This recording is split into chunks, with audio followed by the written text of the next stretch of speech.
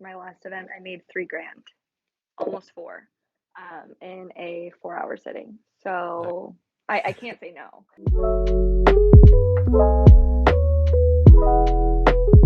So what if I told you that a client that I've actually been working with over 6 years has tripled her income the past 3 months with permanent jewelry? Well, that's the exact story we want to share with you guys today.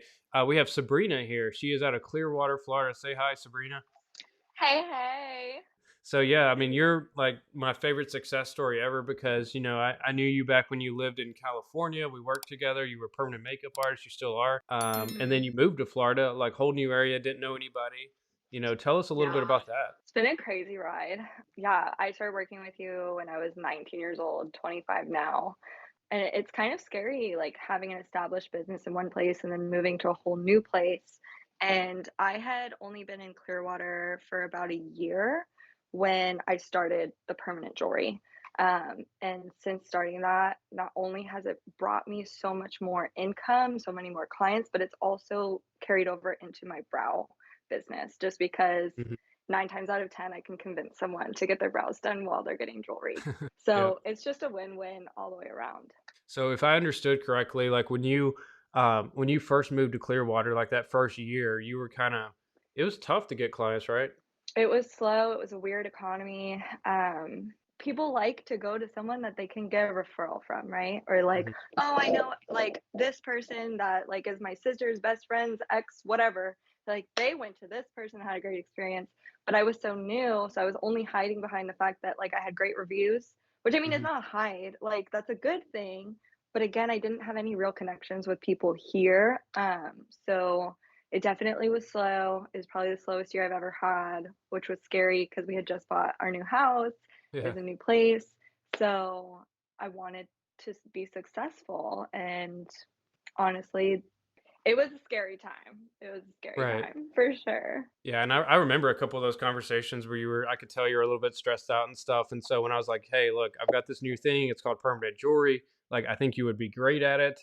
You were like one of the Yeah. first people. I remember because you told me you're like, "Oh, I'm going to save up my money," and then like 3 hours later, I saw you signed up, and I was like, "All right, good for her." Um, I'm easily influenced. Okay. but Yeah. I think it's paid off for you, hasn't it? Dude, I think I was paid off within the first, like, 2, maybe 3 events, which were so easy to book. I thought that was gonna be way more difficult, but, like, my hair salon, like, it was just stupid easy to get events, and then instantly that was paid off, and everything since has just Hmm. been profit aside from paying for the jewelry, so Yeah, so I remember you. I think you messaged me a couple weeks ago. It was around Christmas time. You're like, Jake, I made $6,000 this week. It was my most, successful week ever, and so that just made me really happy. it was crazy, and, like, I remember my most successful month in California, I made 10 grand in the month, and I remember crying, like, I think I was, like, 22 or something like that, and I remember crying, and I was like, "I am doing so well," and then to almost, like, make that much in just a week was, like, beyond, absolutely beyond anything I could have ever imagined, and solely because of the jewelry. Yeah, so let's talk about the dynamic between permanent makeup and permanent jewelry. Do you feel like you would have been as successful without permanent makeup, or do you think it doesn't really matter? It's actually just helped your permanent makeup business. People are more inclined to come in for jewelry. It's a little less scary than brows. Yeah. It's a little less stressful than brows. It's a little bit less of an investment, obviously. It's really helped my original business grow so much more. There's only so much you can talk about when it comes to jewelry. Like, you end up talking about other things, and like people Hmm. be like, "Oh, well, how did you get into this?" And I'm like, "Well, I'm actually a permanent makeup artist." And it just kind of snowballs from there, and people always end up booking brow appointments. So I go from making what, like maybe $200 on just one person for jewelry to well over 1,000 on one person because they want to come back to get their brows done. When they're getting their brows, they're like, "Actually, I want to add a stack." I was eyeing that other chain, and I'm like, "Hell yeah, girl, let's do it." So it's been a wild ride. Yeah, I feel like permanent jewelry is almost like a gateway drug to like more beauty services. Absolutely, absolutely. Um, it doesn't stop either. Like, one of, like, my wildest clients I've had in permanent jewelry, she came in spent $1,000 on jewelry. Like, that was insane to me, and then I had told her about brows, and she booked an appointment as soon as she got home, and I was shocked, and then she texted me yesterday saying, "Hey, can you mark enough like, more time for my appointment because I wanna add more jewelry." I'm like, "Okay, baller, let's do it." Yeah. So, like, you're gonna come into those types of people, and it's just gonna make it so worth it. Like, I mean, what, she paid for, like, nearly half the kit in 30 minutes that she was here.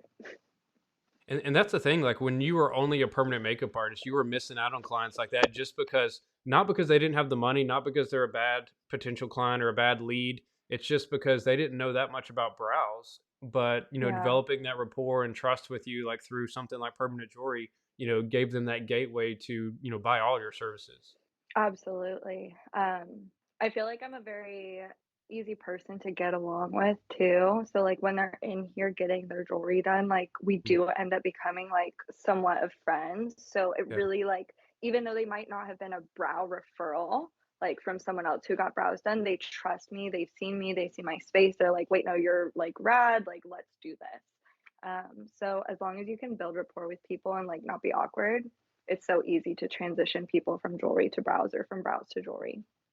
Yeah, because for a lot of people, it's about the risk. Like, if I don't really know who you are and I come in and like you screw up my brows, then they're stuck on there. They're permanent. Not that permanent jewelry is not No. permanent, but realistically, if you don't like it, you can just take it off. Yeah. It's like a Heck yeah. tattoo. Anyway, so let's Yeah. talk about, do you make more money off events or like, clients coming in the door? I definitely make more in one sitting at an event. It was never really my intention to do as many events as I have been doing, but who can give up that type of income? Like, Right. that's where I'm making like upwards. My last event, I made 3 grand, almost four, in a 4 hour sitting. Nice. So I can't say no. I'm never gonna say no to that. Yeah. So yes, I've been working more outside of my salon, but again, it's worth it to me to sit there for 4 hours outside, like at a art festival and Yeah. make great income and then possibly get more brow clients in the door. So not making as much in the salon, but it's give and take. So for those permanent jewelry artists that are watching this right now, do you have any tips for them on like how to find an event? Start with where you get your hair done. Like talk to people. If you get Botox, hit up your Botox girl. Hmm. I've been hit up by so many people that do Botox that they want to do a Botox and permanent jewelry party. I go to a really large hair salon and just walk in places and talk to people. Like people aren't as scary as you think they are. I feel like after 2020, everyone thought that people were gonna like bite their heads off. And nobody likes to talk to people anymore. So just Hmm. talk to people. You and I created a really, really great script that has worked for me ever since. I was like messaging people coming off so scammy, and you called me out on my like nonsense, and you were like, "Who would answer you, Sabrina? Like, who actually would you answer you?" And I like sat there and I read it out loud, and I'm like, "Ooh, that is weird." So the script that you and I created together has helped so much. And I've gotten connected with like some really large hair salons in my area that want to bring me back every month. So I'm kind of like creating these like really unique relationships with people. But it's just all about communication. Just reach out to people. Don't stop reaching out. If they don't answer right away, follow up. If they don't answer the follow up, show up. Like Yeah. be annoying until either you get a no and you can move on or you get the yes. And I feel like, when me and you were coming up with that script, I remember because I was like at the gym, but I was like sitting there sending you voice messages and stuff and helping you come up with that. But, I think that's one of the advantages of being in the linked community is like, you have access to like a marketer like me and you have access Heck to yeah. Sarah and like our team. A lot of people, they're like, well, why would I pay for training? I just need to know the settings of the machine. Well, I mean, what would you tell those people? I don't know. I'm very type A. I need to know everything all the time, like, and all at once. Like, I need very detailed instructions. I don't really want to get instructions from random A and random B because what if random A was giving you some like wonky information? Like, sure, yeah, Mhm. you're going to figure that out, but like, why waste the time? I don't know. Like, some of this stuff is expensive. Like, I don't want to waste my product. I don't want to waste my time, and I don't want to make a fool of myself in front of people. So, I'd rather have people at my fingertips that are like really wanting to help And I don't know, I feel like I hit you up, like, fairly frequently for, like, silly questions, and you're always there for me, and even, like, when I'm my sassy self, because let's be real, like, I'm not always this nice, you're still, like, really just a friend, and, like, we're never, like, gonna be mad at each other for any period of time. Like, if I'm sassy and I'm frustrated and I take it out on you, you get me to calm the heck down real quick, and then we talk it through, and then literally everything's fine, and I've learned. I just feel like it's so worth it to go with someone that's reputable and that's actually gonna be there and help you and not just take your money, give you some crappy training, and then say, "Bye, good luck." Yeah, and I look at it as like more than training. I look at it as like a community. Like I know our Facebook group is Yeah, super helpful, and we're coming out with a lot of stuff to like help you guys out as students. absolutely. It's been incredible. I that little search bar on the Facebook group page is my best friend. All right, so one of the things I wanted to ask you is, what was your biggest struggle when you started out? I thought going into it because I had been a permanent brow artist for so long that, like, tiny little details, like, were easy to me, right? Because 'Cause we're so used to doing these teeny tiny little, like, hair strokes and stuff in the skin. The dexterity of it is quite complex that I mean, anybody can do it if they put their mind to it, but it's slowing yourself down. I feel like at an event, like my first event, I had a line, like literally out the door at my first event. Didn't do any marketing for this event because I was nervous. I wanted it to be slow. And once you get into your head, you're like, crap, there's a line. I need to hurry up. You Yeah, start to forget the basics. Like I wasn't closing my jump ring all the way. I wasn't sharpening my tungsten. So it's just reminding yourself, okay, do your steps, like step by step, stop worrying so much about the line. They're going to wait. And if they don't wait, they're going to find you again. It's not a big deal. yeah, You've got 10 more people behind them. You'll be fine. But it's just being in that high pressure, like, or I guess you could say like high stress environment coming hmm, out of where I'm doing a one on one with someone when I do brows, it was just way different. So I know my first event, I had sweaty palms. I was like a little shaky, and I had never had shaky hands while doing brows because it is that one on one. It is really calm. So going from the two different like business models was a hmm, little scary for me at first. But after that first client, I didn't have any blowouts because like reminded myself, I'm like, girl, you need to slow down, close your jump ring all the way, make sure your tungsten is sharp, like make sure that the settings are correct on your machine and then do it. Like yeah, stop worrying about the line, which is a good problem to have, but it's kind of stressful when you're blowing a yeah, lot of for jump sure. rings because you can't slow down. Yeah, I mean, did you practice a lot before that first event? I wish I had. I I, should have. I mean, I'm the type I just want to throw myself into it and like yeah, because I was so new to this area, I really didn't have a lot of friends or like family to practice on. Like I practiced on my husband, but no, I kind of just signed up for an event at my hair salon and I was like, let's do it. Like how hard could it be? So I like to throw myself to the wolves and see how I adapt more than anything, but not the recommended route. Um, but if I can do it, you can do it. And if I got it on the first client, and luckily I knew that first client and just kept telling her, I'm like, I'm so sorry. I am like freaking out. It is what it is. People don't care as long as you get the jewelry on them, right? for sure.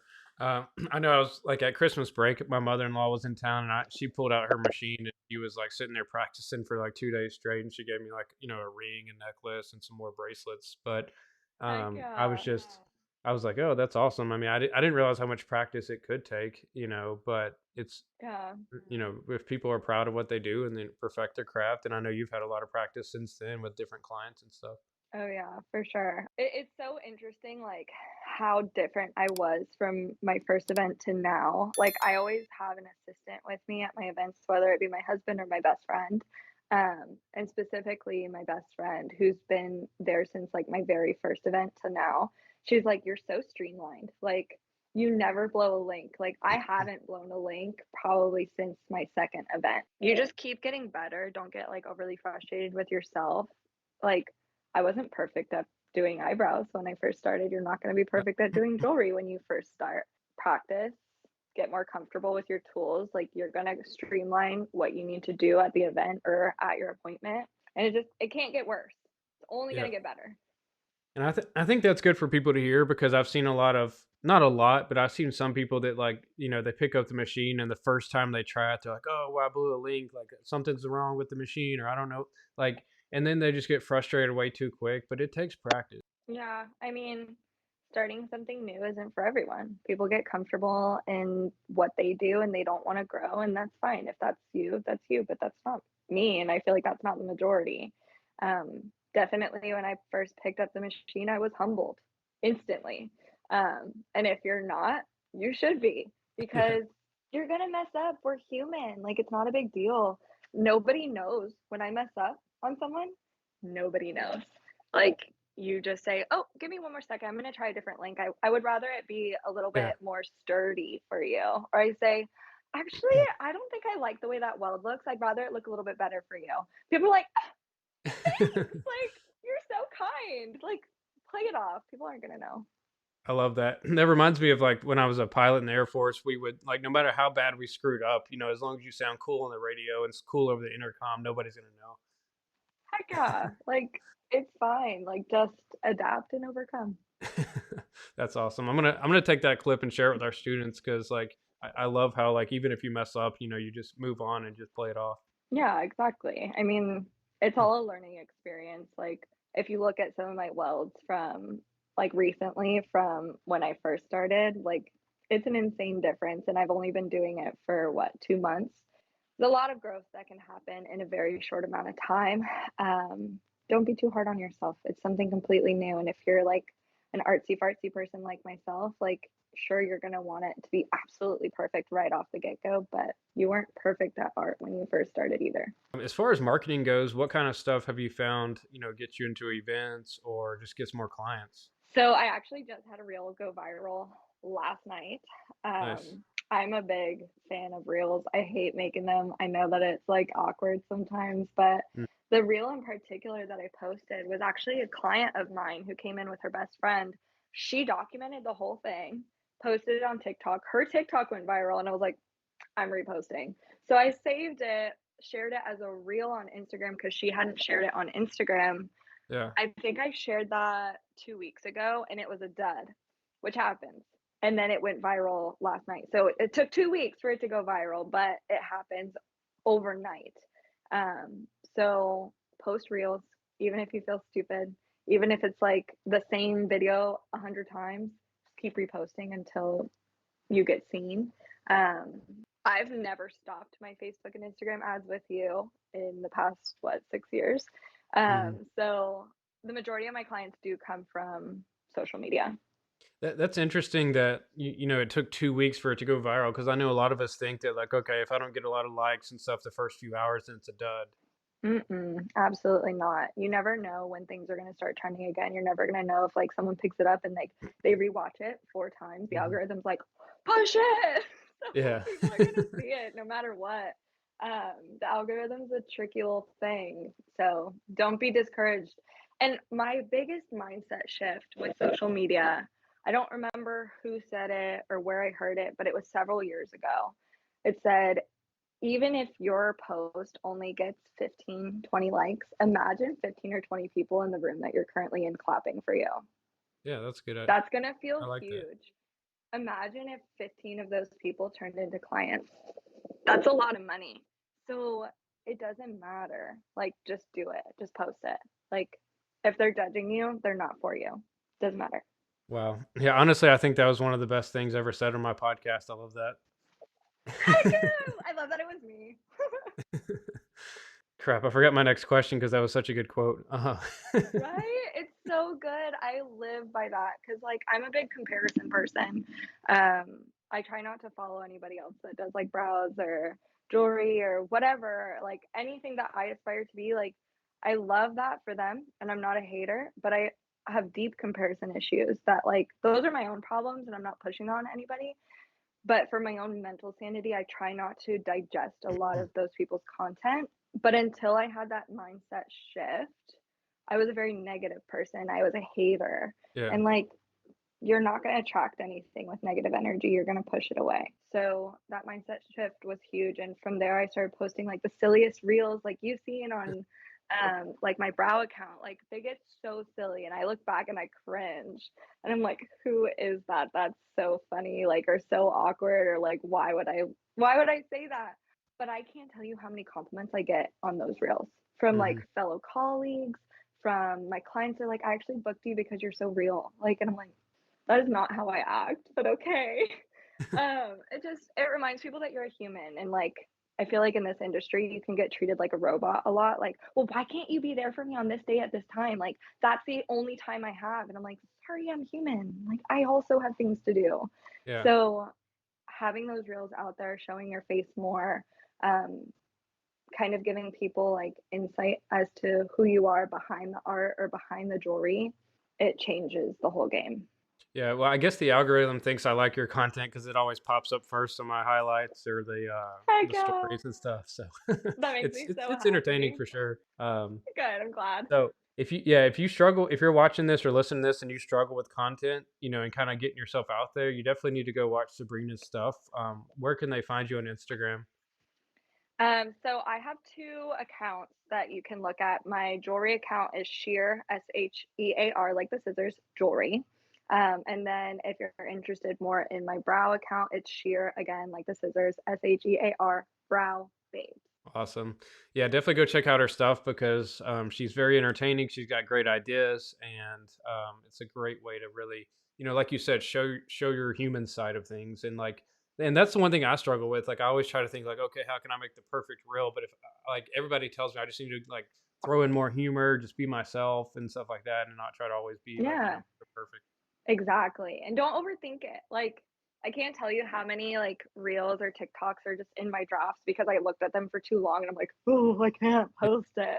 But then you end up posting it and it ends up going viral because you look like an idiot.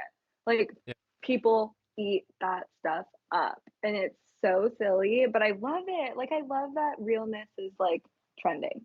Like, yeah. I feel like for so long it was the perfect filter, the perfect edit, like the perfect dance. And now it's like there's so many dang like viral dances that you can like do. And even if you mess up, you just laugh it off and you keep posting your words on the screen. And that's Yeah. all people are paying attention to anyway. Yep, exactly.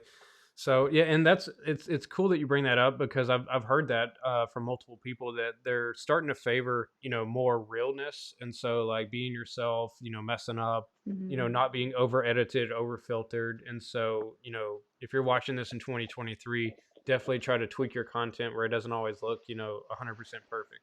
Yeah, absolutely. And I mean, like, even going back to the jewelry side of things, like, kind of pulling it out of marketing, that same mindset applies. There's always going to be other people in your area doing the same thing as you, but they're not you. I can't tell you how many times people have come to me and they're like, "I just love your personality," or like the one salon, like huge salon in Dunedin that I work with, she came up to me and she's like, "I want you back monthly because I love you. Like, I love who you are as a person. I love your business. Like, you're so like personable with people. You bring people to me, like for hair. Be real. Don't be so nervous. Like, if people don't like you, it's okay. Like, you're not going to be for everyone, but you're going to be great for those people that like do vibe with you. And those are going to be your forever clients." Haters don't pay the bills is my favorite saying. Heck no, they don't. But they keep you relevant. Awesome. So, last question. Like, let's say that I'm a potential, you know, I don't want to say potential student. Let's say I'm on the fence about like, should I learn permanent jewelry? Should I go with linked permanent jewelry training? What would you tell that person on the fence? This is a tough one, Jake. It's really tough. It's making me go deep. Of course they should. What the heck? There's no other community like it. Like, I'm on so many forums for permanent jewelry. The only one I pay attention to because it's not negative and it's actually beneficial and they've never given out false information or like not helpful information has been linked. I'm not with the negativity. I'm not with the like putting other people down type thing. And you're never going to find that on Linked. You're going to find full on support, 24/7 support. I mean, heck, you're in Alaska and I don't think you've ever left me on red for more than like 20 minutes. It's Yep. insane. I don't know how you do it, but you and Sarah and her whole team, they're unlike any other. It's not a one like little person that's just like, hey, I want to like do this training, but they're really just trying to make a buck off of you. Like, you guys care. It's very visible, and I wouldn't be here without you. Awesome. Well, I really appreciate that. And yeah, I mean, not to get sidetracked, but I was super shocked at how quickly some of those forums went toxic. Um, It happens. I mean, look at some of these brow forums. People love to hate. Like, They love Yeah. to put other people down because the things they raise, it raises them up somehow. It's not real. You're always going to have like other people doing the same thing as you. But remember what I said, they're not you. Yep, exactly. Alrighty. Well, thank you so much for joining me. I know that we had a lot of great, helpful advice for those people watching and listening. And like we said, go follow Sabrina at Sheer. Here, I'll let you say it so I don't mess it up. Sheer Brow Babes or Sheer Jewelry. If you follow one, you'll get connected with the other. Yeah. But Sheer Brow Babes or Sheer Jewelry. Awesome. Thank you so much for joining, and best of luck to you in 2023. Thank you so much, Jake. Same to you guys. All right. Bye. Bye.